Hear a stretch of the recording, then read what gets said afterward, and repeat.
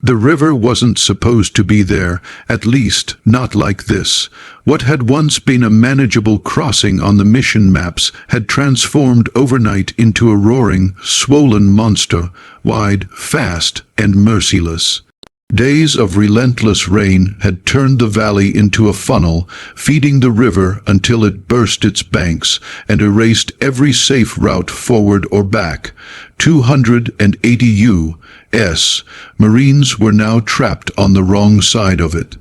The air smelled of wet earth, cordite, and fear. Captain Reynolds crouched behind the wreck of a burned-out transport vehicle, rain streaming down his helmet and pooling in the creases of his gloves. He pressed the radio tighter to his ear, as if that alone could force the signal through. "Eagle Base, this is Bravo Actual. Do you copy?" Only static answered. Around him, the Marines held their positions along the muddy riverbank.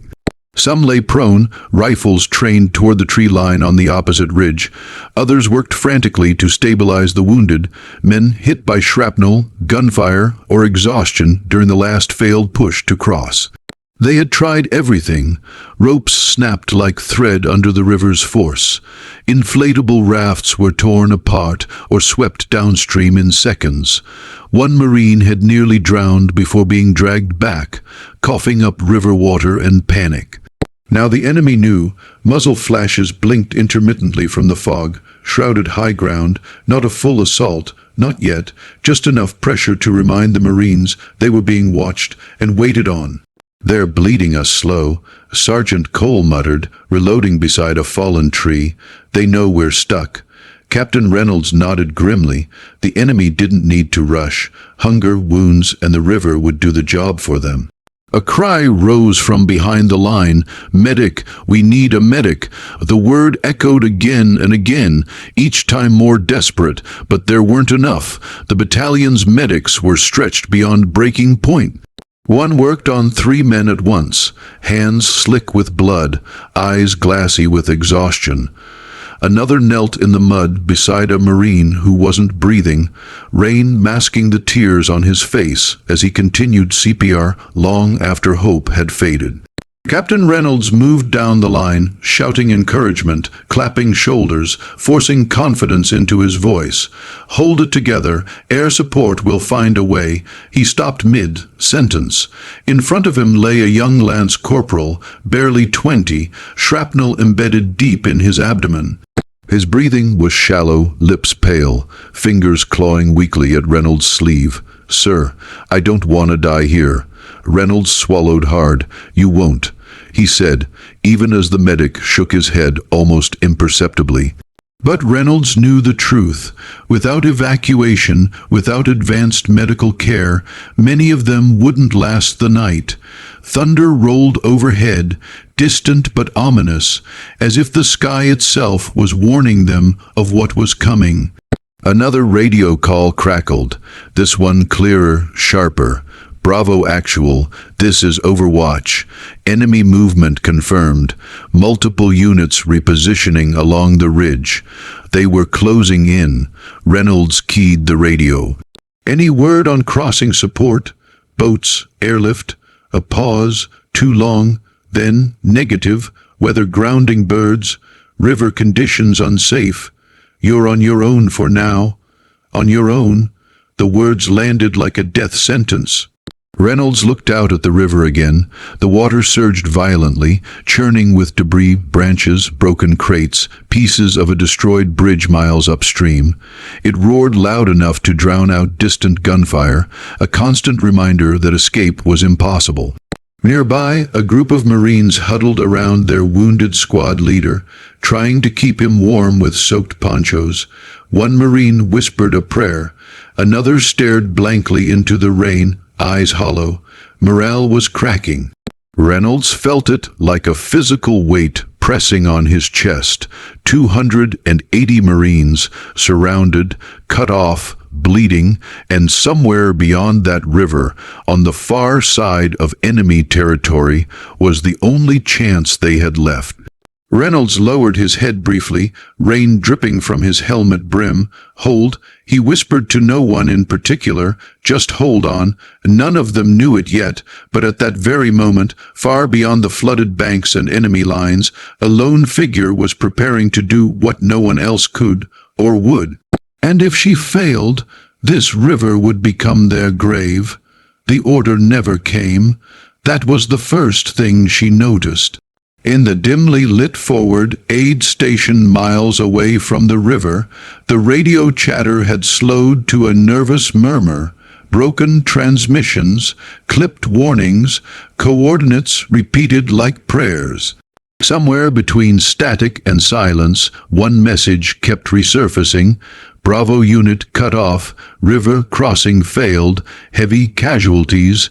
She stood apart from the others, helmet resting against her hip, rainwater dripping from her sleeves onto the concrete floor. Her name patch was smeared with mud, the red cross on her shoulder barely visible beneath layers of grime. She was a medic, and medics listened. While officers debated routes and pilots argued weather, she studied the map pinned to the wall.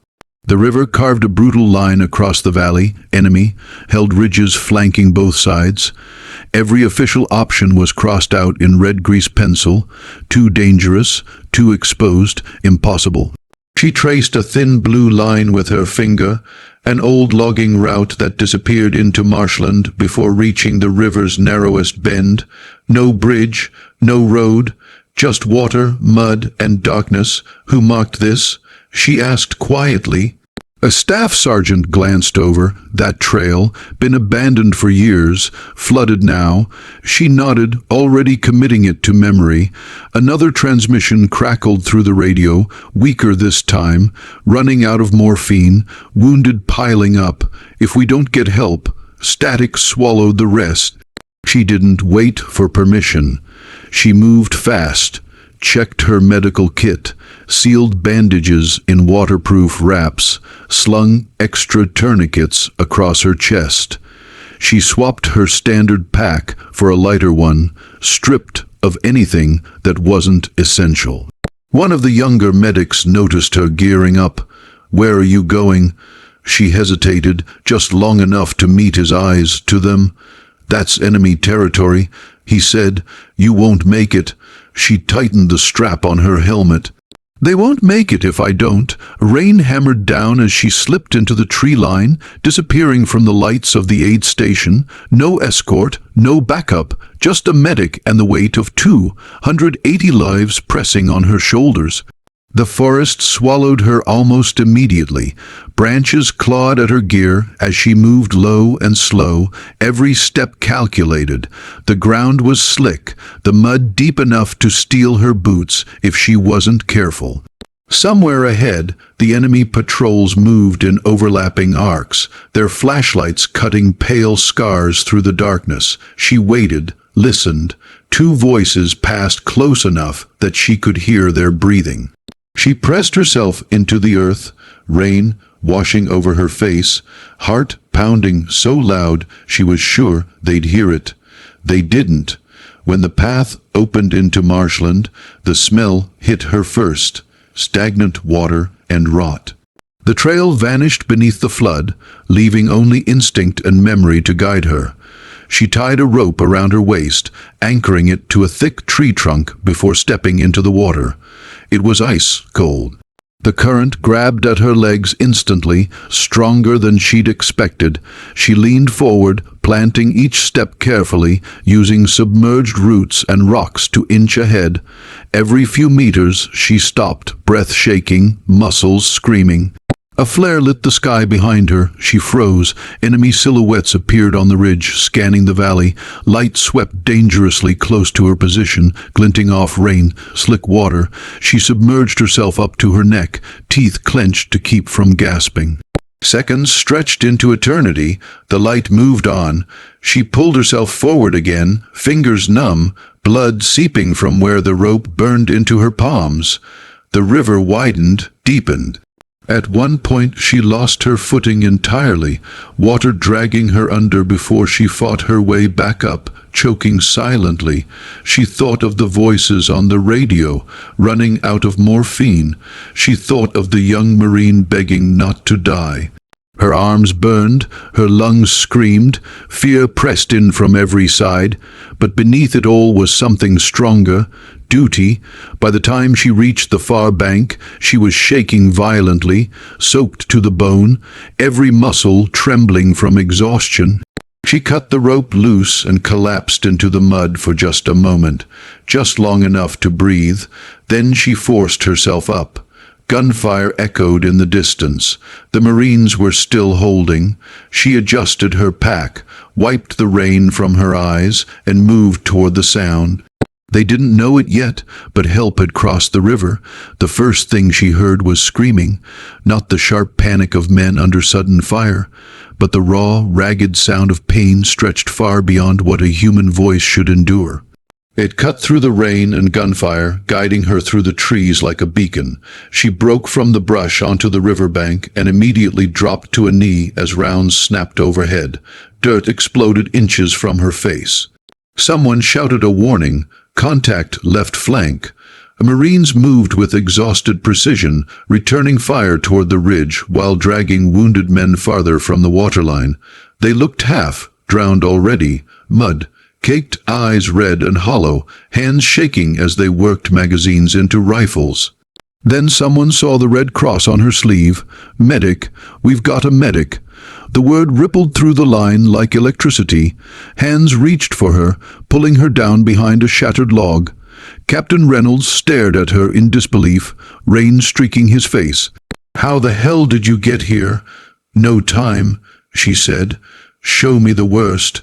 They didn't argue. She was moving before the sentence finished, sliding through mud, ripping open her pack, kneeling beside a Marine whose leg was torn open by shrapnel. Blood poured freely, mixing with river water. "Hey, look at me," she said firmly, pressing a tourniquet high and tight. "You're not dying today." Another explosion rocked the bank. She didn't flinch. Incoming, mortar, down. She flattened over the wounded Marine, body shielding his as shrapnel whistled past. The blast slammed into the earth behind them, spraying mud and debris. Her ears rang, but her hands never stopped working. One by one they came, a Marine with a sucking chest wound. She sealed it under fire, counting breaths out loud to keep him conscious. Another with severe burns from an overturned vehicle. She cooled, wrapped, reassured. A third, with a shattered arm, sobbed openly as she splinted it, whispering encouragement between explosions. The enemy pressed harder now. Gunfire intensified, rounds tearing through foliage. Marines fired back in short, controlled bursts, conserving ammunition. A corporal dropped beside her, blood streaming from his shoulder. "I can still fight," he said through clenched teeth. She shook her head. "You fight by staying alive." She injected pain relief, bandaged the wound, and shoved him toward cover. Rain fell harder, blurring the world into gray streaks. The river roared behind them, uncaring. The smell of blood, smoke, and wet earth clung to everything. At one point, she looked up to see Captain Reynolds crouched beside her, rifle slung, helping hold pressure on a Marine's abdomen. "We're running out of time," he said quietly. "They're maneuvering for a push." She nodded, already aware. She'd seen the signs, the shifting fire patterns, the probing shots turning aggressive. "Then we stabilize who we can," she said. "And we don't let them take our wounded." A shout cut through the chaos. "Man down, sniper." A Marine collapsed 20 meters away, exposed near the river's edge. Without thinking, she ran. Bullets snapped past her as she slid into the mud beside him. He was barely conscious, blood pooling beneath his head. "Stay with me," she urged, hands working fast. "Stay with me." She applied pressure, sealed the wound, dragged him inch by inch back toward cover, while Marines laid down suppressive fire. Every pull felt like lifting a mountain. Her arms screamed, her legs trembled, but she didn't stop. When they reached cover, she collapsed beside him, chest heaving. For a moment, just a moment, she allowed herself to feel it. The fear, the exhaustion, the impossible weight of responsibility. Then another cry rose, "Medic!" She was back on her feet instantly. Time lost meaning. Minutes blurred into hours. Her hands moved on instinct, training taking over where strength failed. Blood soaked her gloves, her knees bruised and raw from kneeling in the mud. Finally, the firing slackened, enemy movement slowed, the Marines had held. Captain Reynolds surveyed the line, wounded stabilized, casualties far fewer than they would have been without her. He looked at the medic kneeling in the rain, shoulders sagging, eyes burning with determination. "You saved lives today," he said. She didn't answer. She was already moving to the next wounded Marine. Because the battle wasn't over, and neither was she.